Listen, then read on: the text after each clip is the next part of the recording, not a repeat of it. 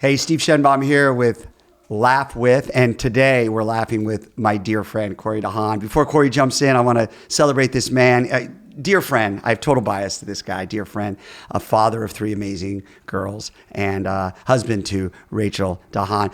Kory is the founder of Omnia Sports Academy. Within that, there's a program called HitLab. We'll chop that up. Kory and I go way back, former Major League Baseball player with the San Diego Padres and Pittsburgh Pirates. I also was a coach in Major League Baseball. That's where we connected about 15 years ago, and we're doing life together right now. So with that, welcome, Kory DeHaan. Let's go. Hey, thanks for having me here, Steve. What a pleasure to be able to be with you. Well, I'm always beaming when I can interview someone who I'm doing life with, and truly, like, fact that your daughter Delaney was an intern with us last summer and knocked it out of the park. Excuse the baseball pun. I already teed you up, Kory, but we're gonna share a little bit about what brought you joy and laughter recently. When we're doing Laugh With podcast, we got to make sure it's not cry with, and it's not get too intense with. However, we'll go where we go. But that laughter moment, the levity moment, because one thing about Game On and laughter is we define it as more than just being funny. Laughter can be like, that made me reflect. Laughter can be like, wow, we as human beings are just goofy people, right? So Kory, your Laugh With moment recently, go for it, man. Yeah, part of this spring season has been part of supporting and chasing after our girls in gymnastics, and they're in college and they're doing their thing. Well, the most recent episode, we got to fly through JFK, and it was in the times of the TSA, again, shorthanded. Yeah. Rachel and her in-laws were there, or my in-laws, her folks were there, and we got early to the airport, got into these lines that were just a mess. Yeah. There was a lady losing her mind with kids. Rachel actually takes her aside and calms her down. By the way, Kory's wife is a saint. Yes, and taught my children, and she's saying, anyway, continue. She ends up calming them down, and they're organizing a little bit more lines. Well, in the helping fact, she ends up, it could have been a 4 or 5 hour wait easily. She ends up able to sneak into a line that ended up only an hour and a half short, which we were able to then make our flight. Come on. And didn't have to worry about rebook and the craziness of it. But she ended up getting a picture of the back of her head and my in-laws' heads in like the USA Today. So we could actually show, hey, we were there, we experienced it all, and we survived, and we made it. I love that Rachel's a saint and also snuck into the line. By the way, saints don't have to be perfect. She's like, everybody was being cutlass, we're taking this right here. We're getting in quick. We need to make this. I love that Rachel. She's going to hear this. She's going to see this. Oh, I love that Rachel's like, kind, grace and mercy. By the way, we can save 2 hours. Yeah, no doubt. That's good. Whatever it does. Man, there's so much laughter in the travel scenario. So much. Because if you don't laugh, you're going to cry. So much laughter dealing with bags, I had one. I didn't share this with you, Kory, but I got to say, my Laugh With happened about a week ago. Yeah. I was out in Arizona, had an opportunity to share the Game On Nation message with the San Diego Padres, which is your former team. Kory, I think you made the big leagues with the San Diego Padres, right? Yeah. So I'm at a game after I did my session with some old school scouts. Old school. And then a couple guys that are now assistant GMs, but back in the day, they were part of the recruiting process when you made the team. And I mentioned your name. I'm not even sure how it was brought up. Maybe I was just saying. And we got into a battle of who knew Kory better. Like, it got weird. Like, I said, yeah, Kory DeHaan. Then this scout was like, I scouted Kory DeHaan. I was like, I'm doing life with Kory DeHaan. I was like, well, I brought him to the bigs. I'm like, well, he's going to be on my podcast. So it was this great like competition. I just finally gave up. I was like, good. Hey, man, you got it. It was like a guy named Riz or something. Oh. And he's a scout. He's probably seen more games than I've had hot meals. But anyway. So I found myself prideful, Kory. Forgive me, Father. I was like, no, I know Kory. So anyway, that was fun. Hey, so cool. Let's go back there for just a little bit, and we can talk about a few things. What I really want to focus on is this idea of how you and Rachel have just done incredibly, and I say imperfect because I don't want to put pressure on, incredible job with your 3 amazing girls. You've got 2 Division I athletes. You were a big leaguer. You coached.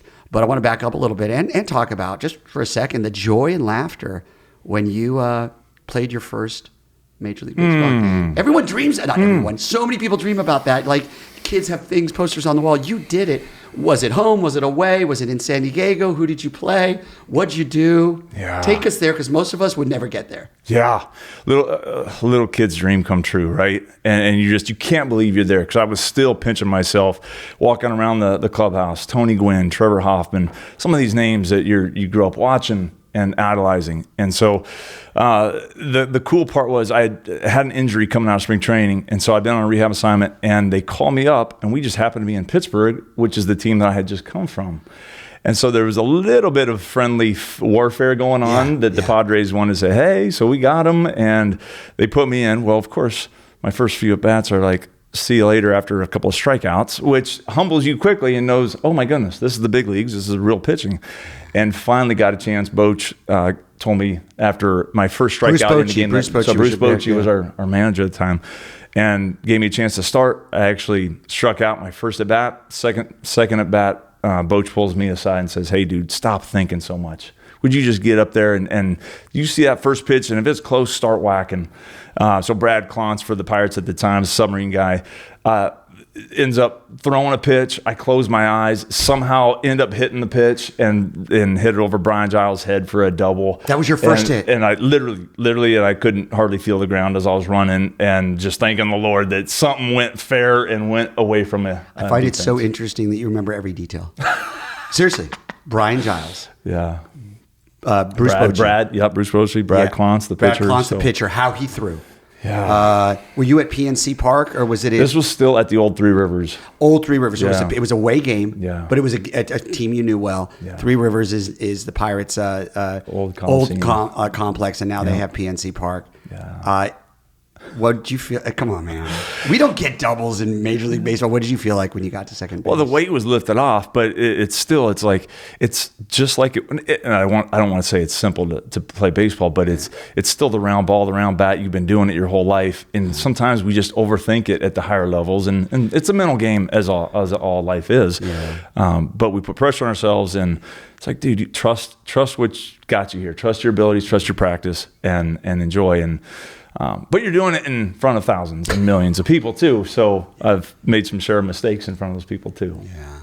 So then you had Coach Bochy say to you, Kory, and Bochy's pretty well known. I know him. 3 World Series now that he's done, or maybe kind of Hall 4. of Famer, or future Hall very of Famer. much future Hall of Famer. Did you find when you coached, did you ever have that moment where you had a young Kory DeHaan and you were like, dude, breathe? Because it's funny when you give direction as an actor or give direction as a coach, sometimes it's as simple as, dude, breathe.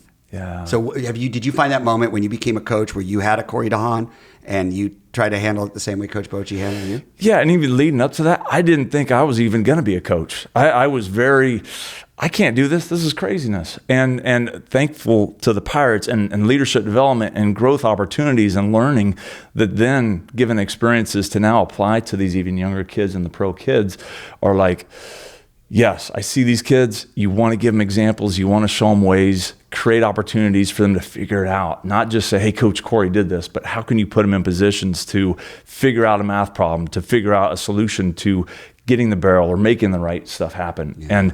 And that's where you sit there and like, okay, well, I've done this. Come on, just do it like I did. And that thought goes through your head, but you can't do that. They think differently. They see and hear and learn differently. So you're trying to make it easier for them to take ownership of it. If they discover, it's like acting. Seriously, we're going to connect these two. It's kind of like actor, athlete, and the combination between the two. Yeah. When you're a director, it's so much more powerful if the actor can come to the resolution and the discovery on their own with guidance. And that's kind of what you're saying, yeah? Yeah. Again, it's easy to give answers completely to them. But then if they're not taking it and running with it, the blame goes back to, well, Coach Kory said I should have done this and this, and now I'm not doing well, and so I'm going to blame it on him.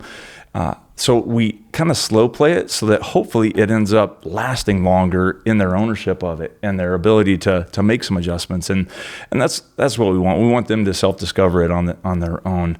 But we see it so many times too. They're trying different ways, and it's every single day, right? Coach, you're like, oh, I just told them that yesterday, and I just did. Well, yeah, that's why their brains are still forming and maturing. They don't get to that spot until they're a lot further along. So we got to find new ways to keep saying stuff. Yeah. And that's the fun challenge too. But again, emotions kids' development, mental development.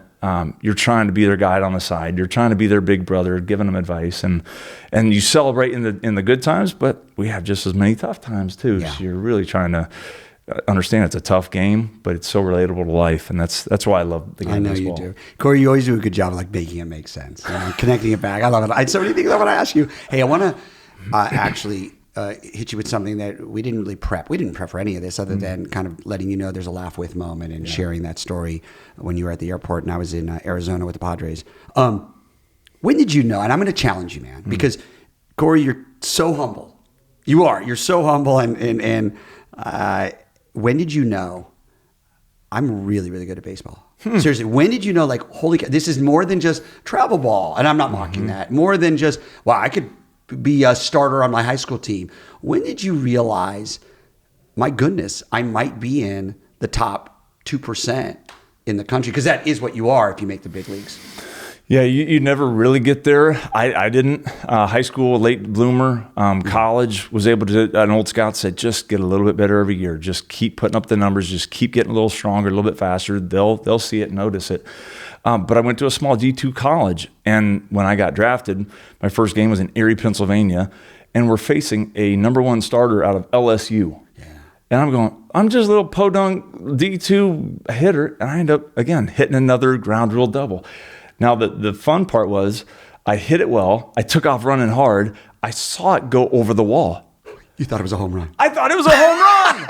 I thought it was a home run, and I'm rounding third, and coach is like, you got to go back this. I'm like, bro, stop it. No, and it was a TV game, and Kory. thankfully I don't have video of it, but because that was like, please don't tell me you didn't pimp it. You didn't throw no, your bat, did you? No, that's not your stuff. That's not your stuff. At the same how, time, it could have been cool. You're celebrating your first minor league hit, and then you're like, oh my goodness, I need to go back to second because I thought it was a home run. So that's a humble pie right moment. So all the guys are making fun of you and laughing, but still, the idea that, have you arrived, or like you can actually play with guys at that level?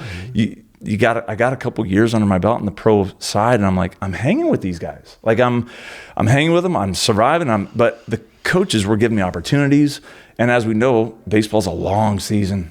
So if you can be durable, if you can show up, if you get in good routines, and it was really the big part of my parents' prayer for me was be around good guys that are making good decisions, because there's so much trouble to get into when you're out on your own. How mature are we? And again, there's ways that you're discovering that you're like, oh boy, this is not healthy. And I've got a lottery ticket right in front of me. How are we making good decisions? Let's go get around good people that are going to have good influence on you. And then let's build that relationship and keep bringing it forward. But the manager always wants dependability, right? He wants a person that's reliable, that'll show up the same through the ups and downs, right? You want to have that even keel mindset. Yeah. And the long season just will wear you down, but you got to stay positive, stay optimistic. And eventually the good came for me, where I got an opportunity again to make it to a big league spring training. Yep. Had no thoughts outside of, let me just go play and let me have fun. Let me learn from what the coaches are doing.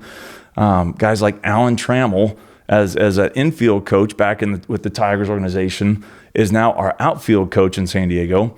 And one of the first things he says in the outfield is, hey guys, let's get together. Here's one of the most important things we need you to do in the outfield. Go catch the ball. Go catch the ball. That was his words of wisdom for the outfield. Totally. And I'm like, okay, so I don't need to overthink this. This is the same game as I did when I was in Little League. Just, you see a fly ball, go catch it. Yeah. But another cool thing that Trammell taught me was routines and creating a game out of routines. And so in our daily prep, we would take fungos, we would take ground balls in the outfield, and he would hit them to us all the time. We'd take left, right, fly balls. But he said, make a game out of it. Do it just like you were doing it in the game, but give me a one hop back to me every single time. And that's all you needed, just a level up, right? Just a one hop. You're like, now we're doing a little bit more intent, a little bit more focus, and now it's turned into creating good habits and daily understandings to build confidence that now you're still trusting yourself in that game. When the routine play comes, boom, you got it, and you're firing it into a nice one hop in a second. So good, Kory. This idea, just to repeat what you just said, the simplicity of, just catch the ball.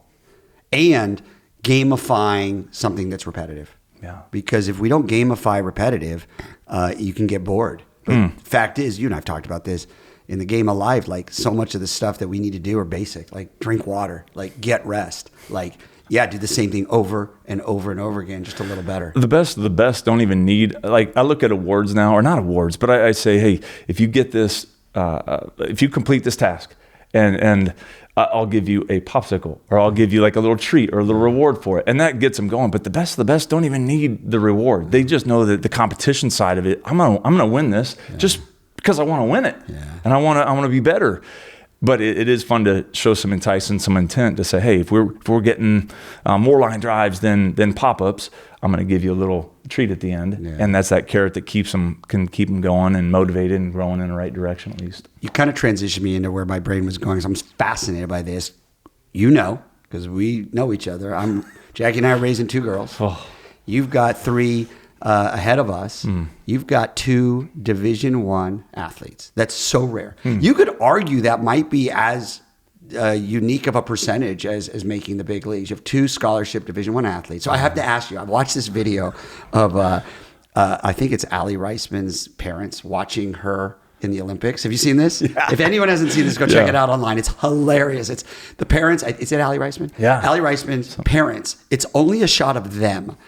You don't see Allie's routine. I think she's doing a floor routine, or maybe the uneven bars. And they're watching her. What is it like? Because I know I have heart palpitations watching Blake up to bat playing softball, and I need to quell myself and not transfer my desire for her to do well onto her. How do you handle watching the girls play in their gymnastics? Come on. So I love my wife, and by the way, I love that you started with I love my wife. Here we go. But again, she has different ways of interpreting when they're competing, and I regress to more of a, hey, I'll pump them up, but then I just want to stay calm and I want to breathe and I just want to let them do their thing and trust it, because they've been doing these crazy moves for a long time. And yes, is there a fear of possible injury and everything? Yes, but we can't think about it. But Rach gets a little more excited and gets pumped up, and I love it because it keeps that fun atmosphere. But I'm like, stay calm, because I am, like you said, my heart's beating and I want the best for him so much. Anytime you want the best for him, you're like, let's go. And but yeah, so we tried our best to ruin our kids. I mean, we try to mess them up as best we can. We just kept saying, you can quit, please. Whenever you want, you can quit. But what it ended up showing too was just their desire, their love. When you speak things into them, when you try to speak greatness and confidence and keeping your head above, just all the issues that are going on out there, it's so cool how they then take that and apply it to life. And they apply it to their education and their desires and their goals. And it doesn't mean they're going to go through tough bouts of things, but they had a goal and they had it set up. And we, as parents, want to be there to help guide, to provide opportunities for their passions and their joys. And we didn't say, hey, you've got to be a college D1 athlete, but they had goals for it. They wanted to earn scholarships to get free college.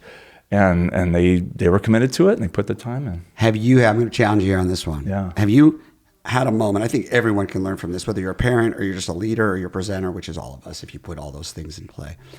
Have you had a moment after Reese or Delaney performed athletically where you messed up, where you either asked the wrong question, right? Let's go there. The drive home, right? Bro, I'm still struggling with this right now. I don't know if I should say, did you have fun? Did you have fun?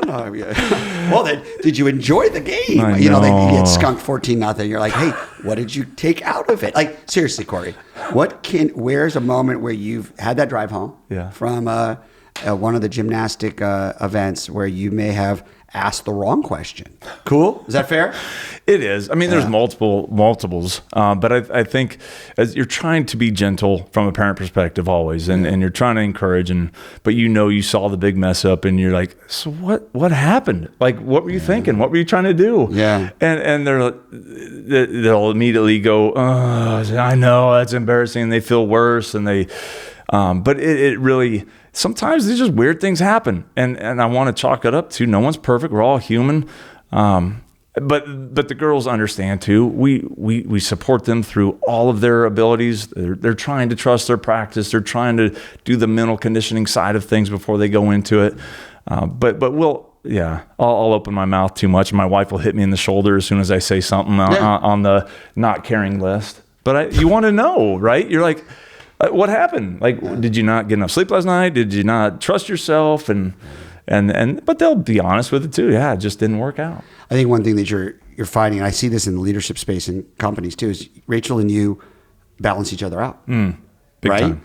If both of you are kind of, we say this in Game On 8-3, both of you are at the 8, big energy, high energy, there's no check. Yeah. If both of you are always at the 3, you're on the other side of the spectrum and you're both kind of lean back and chill. So it sounds like a little bit like sometimes if Rachel gets to the 8, you're at the 3, and you can balance each other out a little bit. What around your elite baseball achievement, the girls in the sports, how much of this is around not making that your identity?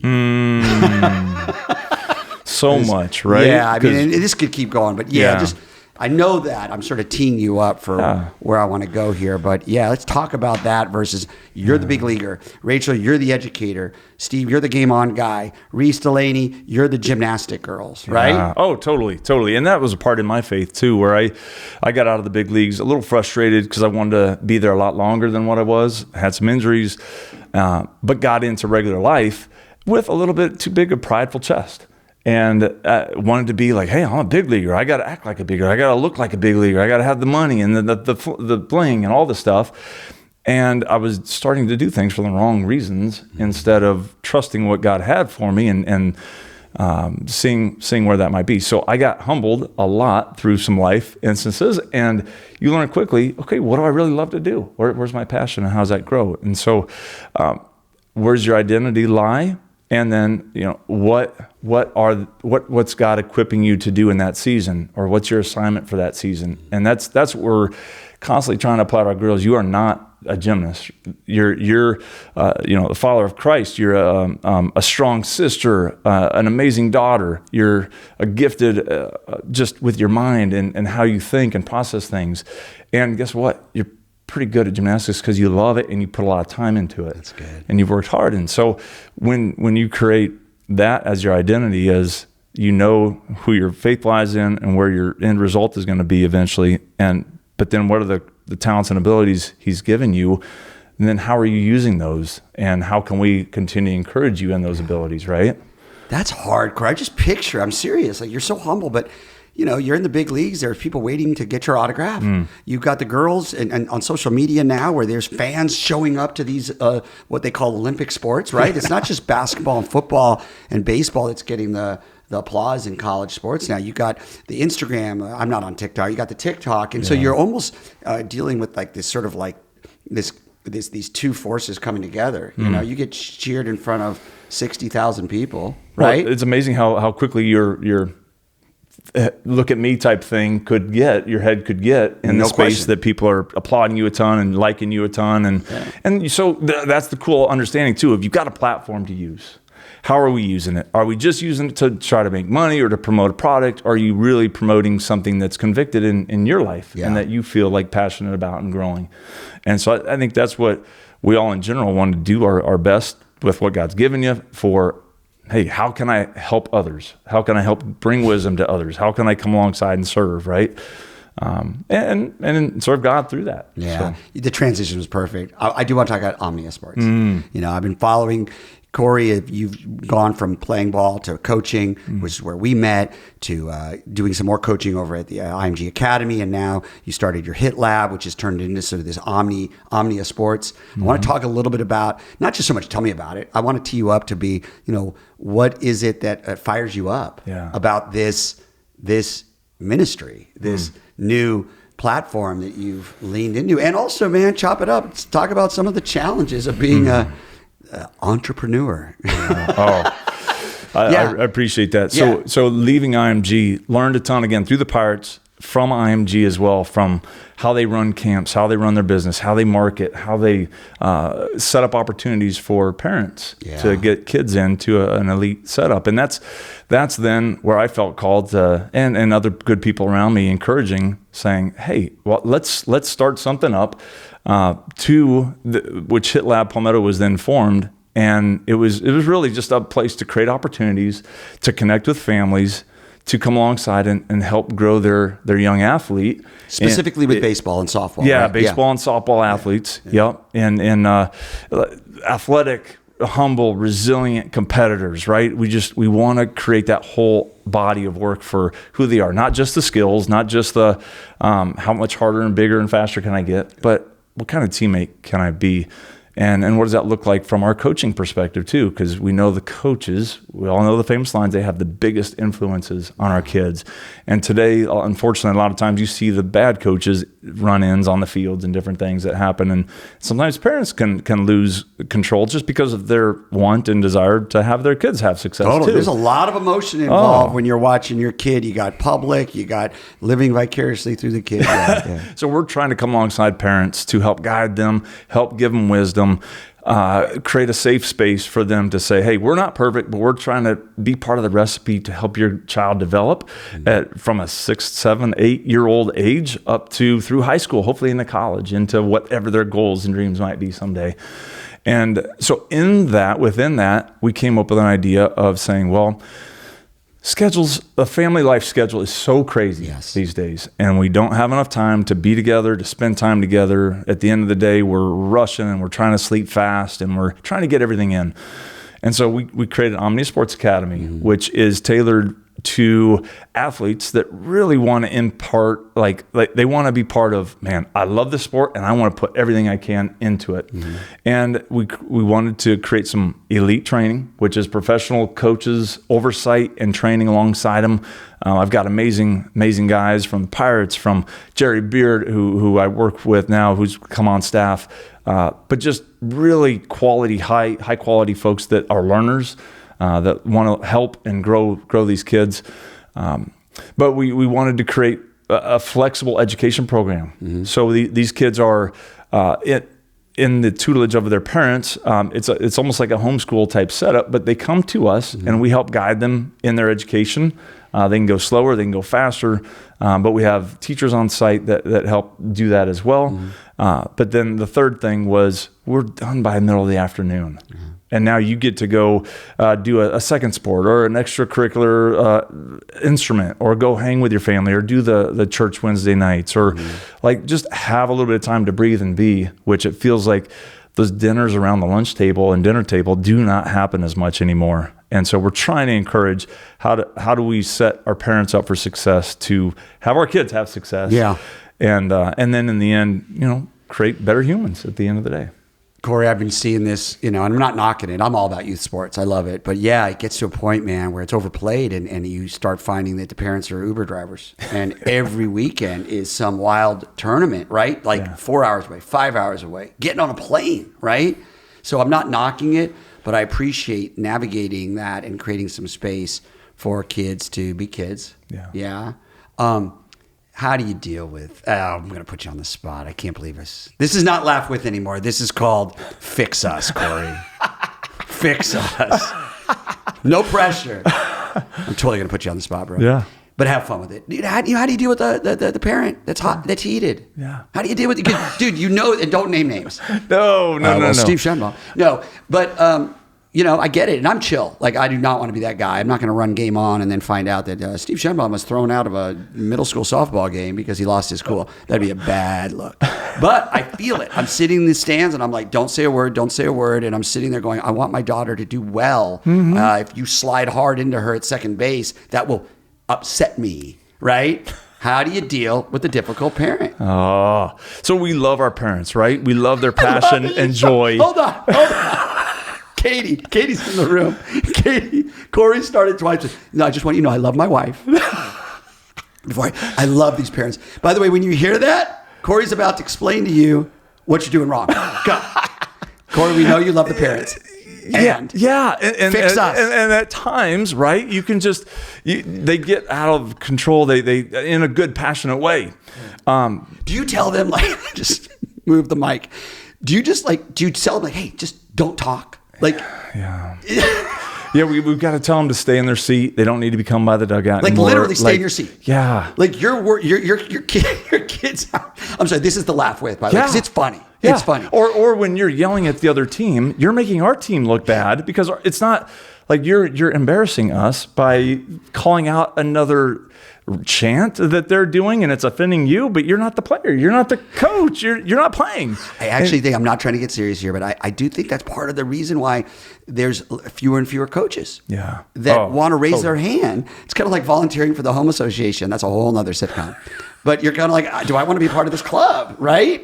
You have to have a love for it and a desire for it. Yeah. And when it comes back to it, you see these fruit of the kids that end up getting some good success when maybe they've had a lot of failure, and you start seeing some positive stuff around it. And you just want to give them those hugs every single day. But the next day is you might have to wipe them on the butt a little bit and realign them a little. But I think it starts for us. At least we're still working on making it better, but communicating our expectations to the parents, making sure that they learn going in. Here's what it's going to look like. I think what you just said is huge, though. Early, Jake, our CEO, talks about this. Bang left, like left of everything. So before the show even starts, hey, you get them together. You pull the parents together, right? Yeah. But that seems so basic, but it kind of goes back to Bochy or Trammell coming to you and saying, "Do you catch the ball?"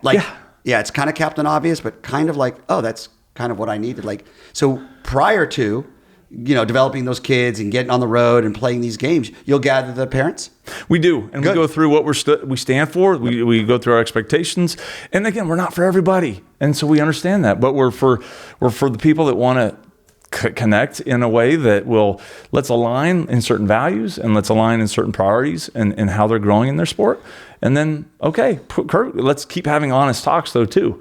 Because if it only talks behind people's backs, that's not a good thing, and it turns into unhealthy situations and weird moments. Keeps game on in business, though. No, I'm just saying, Katie. Just saying. Like, if everyone has this down, we're out of business. So mess it up a little bit. I'm sorry, I've had too much coffee. Kory, let me ask you as we kind of land the plane. Man, dude, it's so good. So I could just chop it up with you so much, but I really love this theme of just how do we coach people well and imperfectly. I think that's really key because you could look from the outside and you and Rachel have got it down and your three girls are amazing and then big leaguer and respected teacher in the community with Rachel and the girls, and then you've got to stop. Like, dude, we're messing this up all the time. Fair? Yes. Yeah. But when you gather, maybe this will kind of be the land the plane, when you gather those the families, the parents, and set that expectation, which I think is huge. I think it's tangible for anyone. We need to say, hey, are we setting the expectations first and foremost? And I love that you said it's not for everyone. What are maybe 1, 2, or 3 sort of just, rules of the game that you find are being received really well? And they could be basic. They could be Trammell basic, like catch the ball. Then I think maybe we could use it as we lead others. Well, we want to give them tangible evidence of why maybe they're playing or not playing, right? So there's attitude, effort is always going to be the standout thing. Okay. And depending on where they're at kids-wise on that, then maybe they got something going on at home. Maybe there's issues inside that are just we got to talk through and figure it out. But we also know that the scoreboard isn't the end-all, be-all. So if we're losing more games than not, but we're also seeing development from a data collection standpoint where we're seeing we're collecting the times, we're collecting some velocities, and we start at the beginning of the season and we show them at the end of the season, hey, even though we didn't win a ton, your kid progressed. And if we can get to that point, but they buy in, they understand it's development, right? It's not just, hey, we're going to win at all costs and little Johnny's arm is blown out completely because you just threw him 170 pitches this weekend. I mean, that's the frustrating part of what we see happening, and we're trying to help guide our parents to say that's not who we are. We're looking out for the best for your kid, even sometimes at the expense of maybe not winning a game. That's so huge. I just got to drive this home. Reminding the parents we're in development stage. Now, we started this whole conversation about like you getting your first big league hit. That's a different ballgame, right? Yeah. Now the stakes are higher. Yeah. You don't say that in the big leagues. You are going to be scored on your performance. Yeah. At the end of the day, the teams want to win, right? Yeah. But I love that that's not what we're doing with the development. Yeah, and you're prepping them for high school. High school is where we're at too. It's you're trying to win, but you're also, again, there's protection for arms and for kids, but it's not a pay to play type setup. It's you got to earn your spot, and that's how we're trying to grow them up though too. Is there's going to be opportunities that kids are going to get different chances to play. But ultimately, are you earning the right to get on the field? Have you shown being a good teammate? Have you shown cheering on your other guys if maybe you're on the bench for an inning or two? Or are you moping with a boo-boo lip? And you're going to stay on the bench longer if you continue to act like that. So there's so many different ways to be able to create inspiration, create development in these kids that know that shows right from wrong, I guess, in how do we play this game the right way and being a good teammate. Man, Kory, I love it. I can go on and on with you. I just want to drive home these ideas of set the expectations early. It's not for everyone. No. Yeah, and you can parlay that into a variety of things outside of the baseball space, And once you set the rules, then hey, may not be the right fit. That's right. Good. You save a lot of pain, a lot of future pain, a lot of miscommunication, man. Kory, I love you so much, dude. Love you, brother. I'm just going to encourage. By the way, this is a battle of encouragers right now. I knew this would be a problem. It's never going to end. I love you more. You're great. No, you're great. No, you're great. Nah, man, the way you and Rachel have impacted our community here in Northwest Bradenton and Palmetto on the other side of the bridge, I love the way you both have a teacher gift, which you do. You both have a teacher gift, the way you've raised your girls to be role models for my girls and others, and the way you coach well, man. I love it. I love that I'll never forget this moment where you were in the minors and you had a ground rule double that you thought was a home run. I love that. Embarrassing. No. Embarrassing. It's perfect because it shows that you're human. Yeah. You're not just a superhero. Yeah. And we're all imperfectly out there. Man, I love it. That's Laugh With Kory DeHaan. I'm telling you. I told you. This dude's no joke. Hey, check out the podcast where podcasts are checked out.